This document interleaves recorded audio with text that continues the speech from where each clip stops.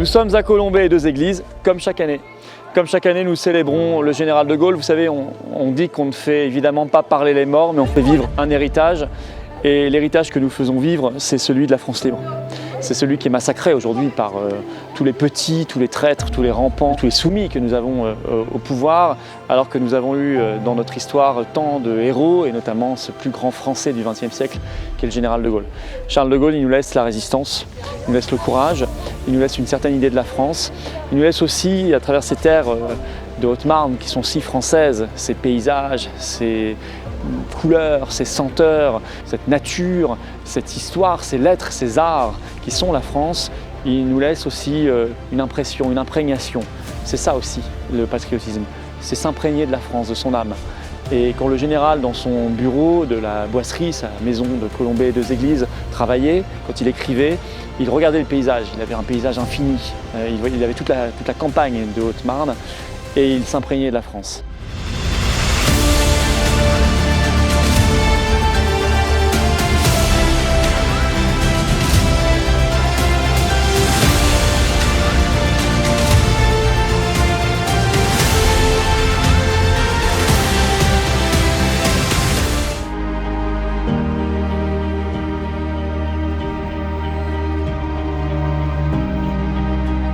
L'amour de la France, le respect de son histoire, et nous sommes là aujourd'hui pour rendre hommage au Français le plus illustre du XXe siècle, le général Charles de Gaulle.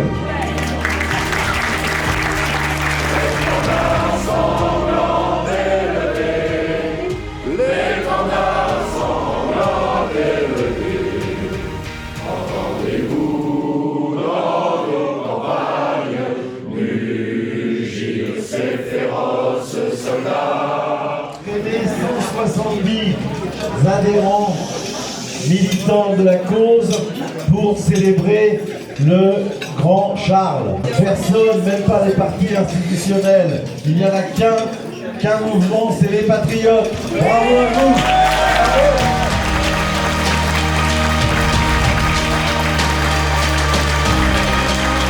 Vive la résistance! Aucune mesure législative n'est possible tant que l'Union européenne ne le permettra pas.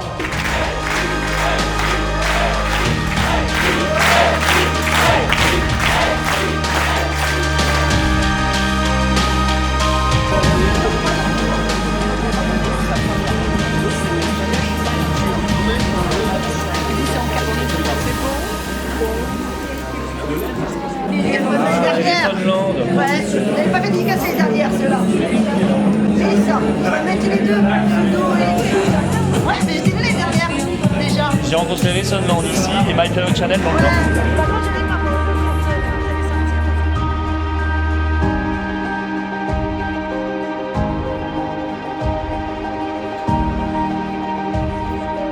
D'abord, pour une fois, il fait à peu près beau à Colombey et Deux Églises, et c'est notable. Deuxièmement, parce que nous sommes aujourd'hui, vous le comprenez bien, dans une dynamique de rassemblement. Gilbert Collard s'exprime juste avant moi, et j'en suis extrêmement heureux. Je peux vous dire, je pense qu'il y a un an, quand j'étais ici, que je parlais à certains d'entre vous qui étaient déjà là, je ne l'aurais peut-être pas imaginé. Et voilà, et ça prouve que quand on est sincèrement attaché à la France, qu'on l'aime de toutes ses tripes, eh bien on essaie de part et d'autre de réaliser l'impossible, ce qui nous paraît l'impossible, pour la sauver. Parce que notre but, vous l'avez compris, il est simple, il tient en quelques mots, c'est sauver la France. C'est sauver la France qu'on aime.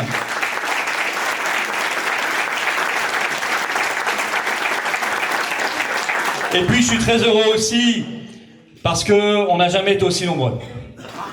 Il y a 2 ans, on était 70 personnes à déjeuner ensemble à Colombey.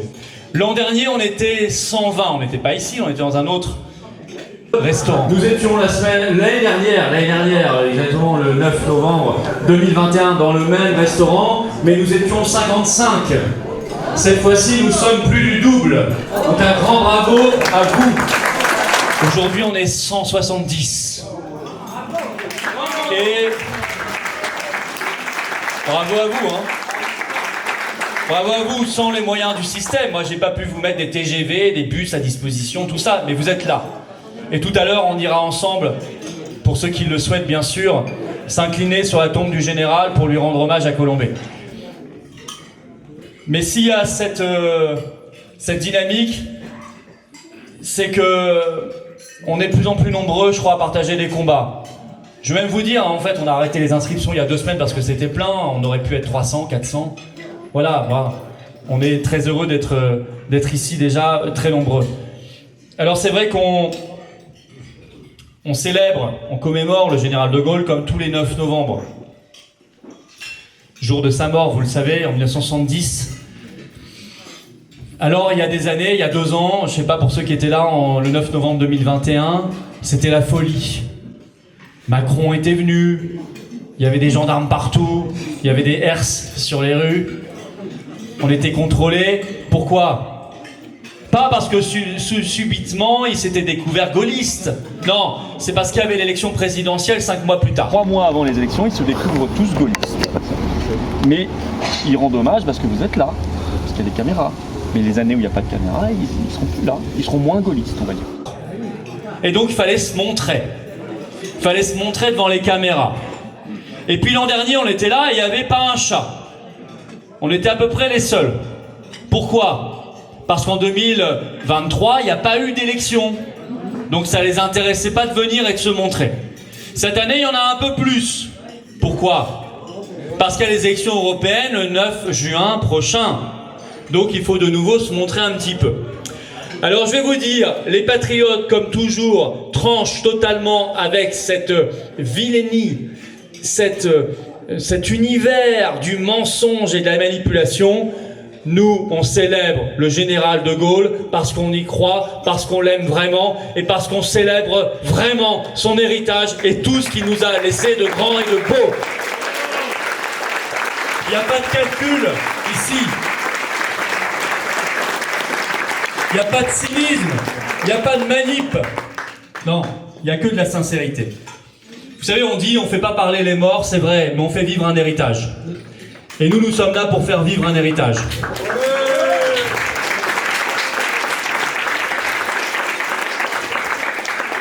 Un jour, on interrogeait il a été un peu oublié d'ailleurs depuis, Alain Juppé. Alain Juppé était interviewé à la télévision, je crois qu'il est au Conseil constitutionnel maintenant, avec Laurent Fabius. Et il était interrogé, on disait c'est quoi pour vous le gaullisme? Vous le grand gaulliste, hein? Bah oui, c'est les grands gaullistes autoproclamés. Et il a répondu, pour moi le gaullisme c'est un pragmatisme. Ça me paraît un peu faible. J'ai envie de dire à monsieur Juppé, vous devriez lire les mémoires du général, vous devriez vous intéresser et vous pencher un peu plus sur le personnage. Non, le général c'est beaucoup plus qu'un pragmatisme. C'est une pensée, c'est une vision, c'est une certaine idée de la France. C'est la France libre. Quand nous sommes aujourd'hui face au débat politique français que nous voyons, nous les voyons tous ramper là devant Bruxelles, devant Washington, devant Berlin, ramper littéralement. Ah, on peut pas changer le système sur l'électricité parce que vous comprenez, Berlin serait pas content. Ah, on peut pas se protéger nos agriculteurs parce que vous comprenez, Ursula von der Leyen a signé un accord avec le Chili, avec la Nouvelle-Zélande, agricole, libre-échange, tout ça. On ne peut pas. On se dit, mais comment? Effectivement, Gilbert a raison. Comment de si grand on est tombé à si petit? Comment de si libre on est tombé à si soumis? C'est ça la question aujourd'hui. Ils sont la France soumise. Certains se disent insoumis, mais le sont un peu plus qu'on ne le croit. Nous savons qu'ils sont tous soumis. Ce sont des soumis, et je dirais même plus, ce sont des traîtres. Eh bien, nous célébrons ici. Nous célébrons ici un homme qui ne s'est jamais soumis, qui a su dire non. Pour ceux qui ont fait la glorieuse campagne référendaire de la Constitution européenne en 2005 et qui étaient du côté du non, vous savez quel était le slogan qui s'affichait sur les murs de France à l'époque? L'esclave dit oui, l'homme libre dit non. Nous sommes de ceux qui disent non, non pas par plaisir de dire non, mais parce qu'on sait que parfois, à ceux qui se prétendent nos maîtres, il faut savoir répondre non. 2 fois, 3 fois, 10 fois non.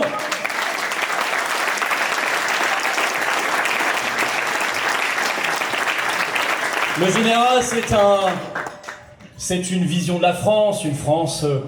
on l'oublie souvent cet aspect-là, mais il était essentiel aussi, un combat bien plus social.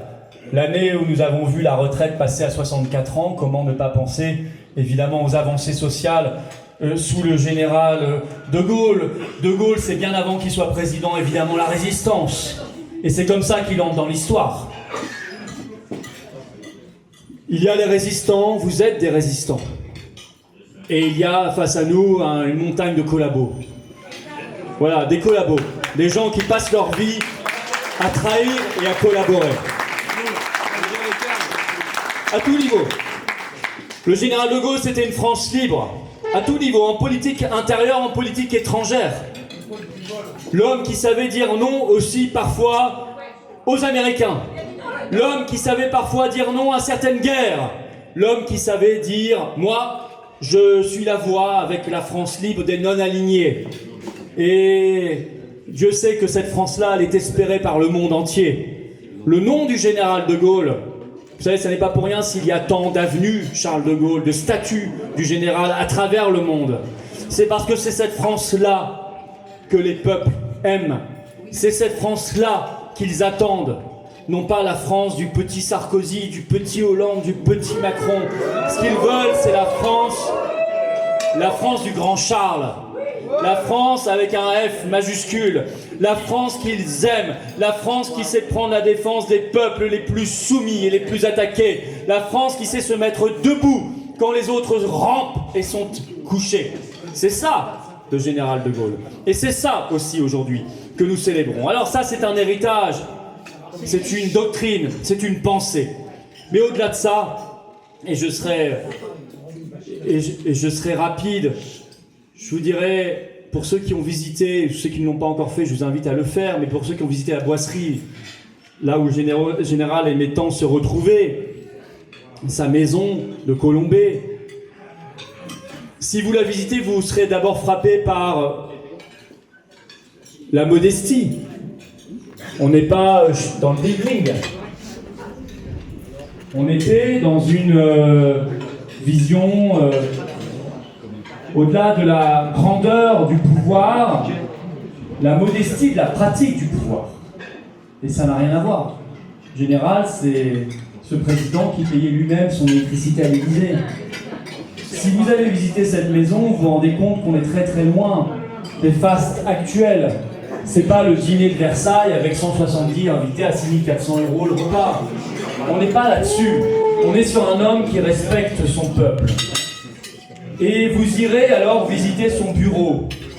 Celui avec cette fameuse baie vitrée, ce paysage de Haute-Marne qui s'affichait face à lui quand il travaillait, quand il réfléchissait, quand il lisait, quand il se reposait. Et là, on comprend qu'il y a dans le gaullisme également un attachement charnel à notre pays. Un attachement, je dirais même spirituel à la France. Une France des paysages, une France des patrimoines, une France des terroirs, une France des lettres, une France des arts. C'est ça aussi, le général de Gaulle. Et vous voyez qu'avec cette définition pleine de ce qu'est le gaullisme, on est très loin du simple pragmatisme qu'évoquait l'un des rampants du système qui a peuplé la vie politique française ces dernières années. Nous sommes face à une imprégnation, face à des impressions, des couleurs, des senteurs, des héros, des paysages, des victoires, des souffrances aussi. C'est tout ça, le général de Gaulle. C'est toute la vie de la France qui est concentrée en un homme, dans la vie d'un homme. Et c'est en cela que, quand nous le commémorons et que nous revisitons sa mémoire, son héritage, et que nous le célébrons, c'est toute la France, à travers ces siècles, à travers ces millénaires, que nous revisitons et que nous choyons et que nous aimons. C'est ça, le général de Gaulle. Vous savez, il est mort, ce fameux 9 novembre 1970, au soir.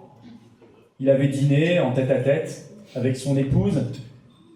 Il s'était baladé les heures auparavant, de longues heures d'ailleurs, dans la campagne de Haute-Marne, magnifique, entre deux orages. Le ciel était sombre. Il est rentré, il a dîné, puis il est allé dans son bureau et il est mort un quart d'heure après en faisant une réussite. Le seul jeu auquel il n'ait jamais joué d'ailleurs. Il est mort sur une réussite quand Macron vit pour un échec. C'est toute la différence.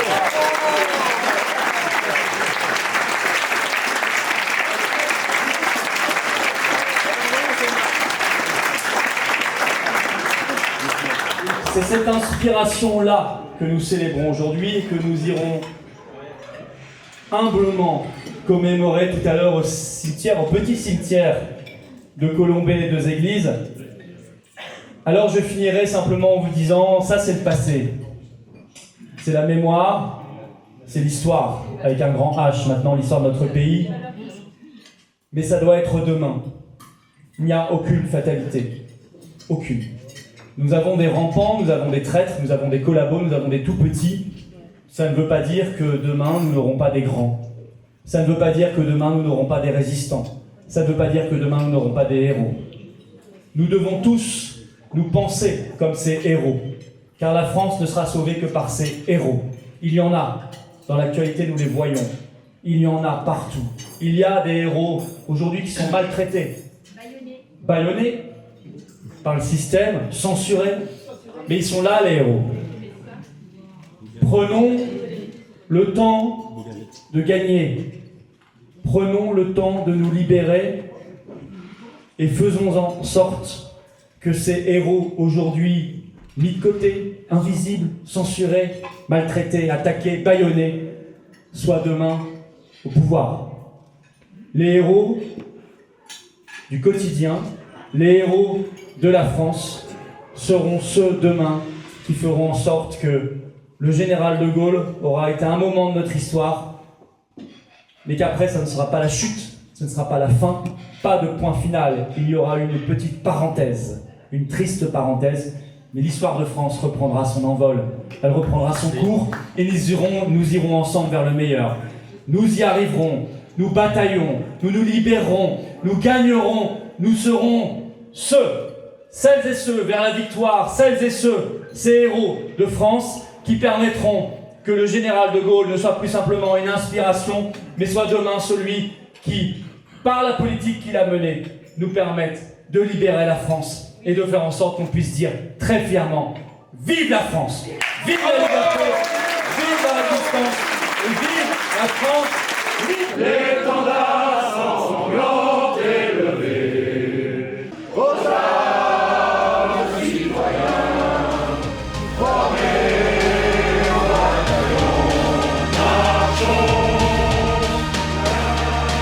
Eh bien, imprégnons-nous de la France, de son âme, de son histoire, de ses héros. C'est comme ça qu'on pourra s'en sortir. C'est comme ça qu'on trouvera l'énergie aussi du combat, de la résistance et de la libération. C'est ça qu'on vient puiser chaque année à Colombey-les-Églises. Nous sommes nombreux, plus nombreux que jamais. Les patriotes sont là, ils seront toujours là. Et jamais on ne lâchera jusqu'à la libération.